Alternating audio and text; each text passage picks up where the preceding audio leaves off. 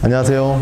저는 한상경 보호사무관입니다. 저는 2018년도부터 이곳 위치추적 종합관제센터에서 3년간 근무를 했고요. 이곳에서는 전국에 있는 전자감독 대상자들을 관리를 하고 민생 치안 역량 강화와 사회적 약자 보호를 위해서 계속해서 노력해 왔습니다. 전자발찌 하면은 모르는 사람이 없거든요. 이 전자발찌가 발목에 채우는 건데 전자감독 시스템이 어떤 건지 좀 설명을 해 주시죠. 보통 위치추적 시스템이라고 많이 부르고 있는데요. 그러니까 전자발찌 대상자들이 전자발찌를 착용을 하고 전국을 돌아다닐 때 디지털 지도 위에다가 그 위치를 표출을 해줘서 경보 처리라든지 위험 징후 같은 것도 미리 알려줄 수 있는 시스템입니다. 말 그대로 전자발찌에 눈을 달아준 거죠. 네, 전자감독 시스템에 이제 CCTV가 연계가 돼서 이제 많이 활용하게 되는데 과연 효과가 있느냐? 어떻게 활용되고 있는지 한번 얘기를 해주시죠.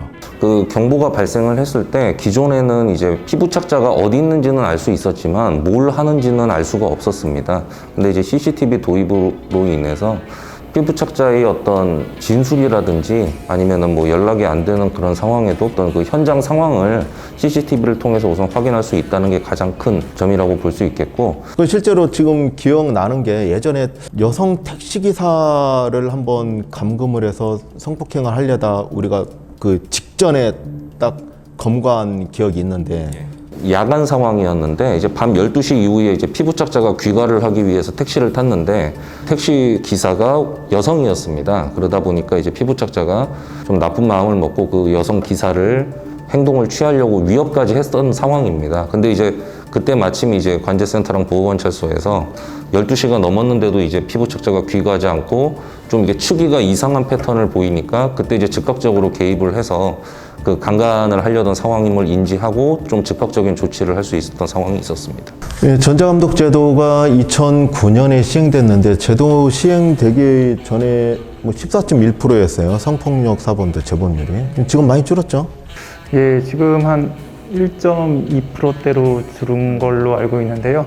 굉장히 많이 줄은. 그 전자감독은 특히나 대상자가 고위험 사범이라는 걸 감안하면 고위험 범죄자이면서도 그만큼 줄었다는 거는 상당히 의미가 큰데, 저희가 그 전자감독 CCTV 말고도 전국 최초가 아니라 세계 최초로, 세계에는 없는 기술을 두 가지를 또 더 개발했어요. 그게 첫 번째 피의자 보호 시스템하고 생활안전 시스템. 전자발찌 부착자랑 그 전자발찌 부착자의 피해자가 나중에 이제 사회에서 마주치는 상황이 우연이라도 발생할 수가 있습니다. 그래서 이제 그랬을 때 그 피해자의 어떤 보호를 위해서 도입된 제도고, 전자발찌 부착자가 거리에 있으면은 그 정보가 이제 저희한테 바로 뜨게 됩니다. 그러니까 피해자 집은 어디인지 정확히 아니까 피해자 집을 접근 금지 장소로 할 수가 있어요. 직장이나. 그러면 그 발찌를 부착한 사람이 발찌가 그 집 근처로 가면 경보가 울리겠죠. 문제는 피해자가 집에서 외출을 하는 경우예요. 그럼 피해자가 어디 있는지 모르죠. 그런 문제가 있었어요. 근데 이제는 피해자한테 그 스마트워치죠. 스마트워치를 꼭 차고 다녀야 될 필요는 없잖아요. 백에다 넣고 다니면 되니까. 넣고만 다니면 평소에는 피해자 위치를 모른다는 거잖아요. 모르고 있다가 최장 1km 이내에 딱 들어오면 여기에서 경보가 피해자 위치가 그때 뜨는 거죠. 그래서 그때부터는 발찌자가 계속 접근하는지 봐서 발찌자한테 전화해서 접근을 차단하는 거고. 이게 피해자 보호 시스템이 피해자는 정확하게 보호할 수 있는데 일반 국민들을 보호하기에는 제한이 있어요. 그죠? 예를 들어서 일반 국민의 경우 귀가할 때 누가 뒤쫓아온다. 예를 들면 누가 자꾸 따라오는데 위험하다 생각할 때 이 휴대폰을 세게 딱, 저도 이 가입을 했는데 딱 흔들기만 하면 경보가 울리는 거잖아요. 근데 다만 흔들었을 때 그 주변에 전자감독 대상자가 있을 때 관제센터 경보가 울리는 거죠. 전자발찌 대상자가 쫓아오고 있는 걸로 그럴 위험성이 있기 때문에 우리가 인지를 해서 전자감독 대상자한테 전화해서 조치를 하는 거죠.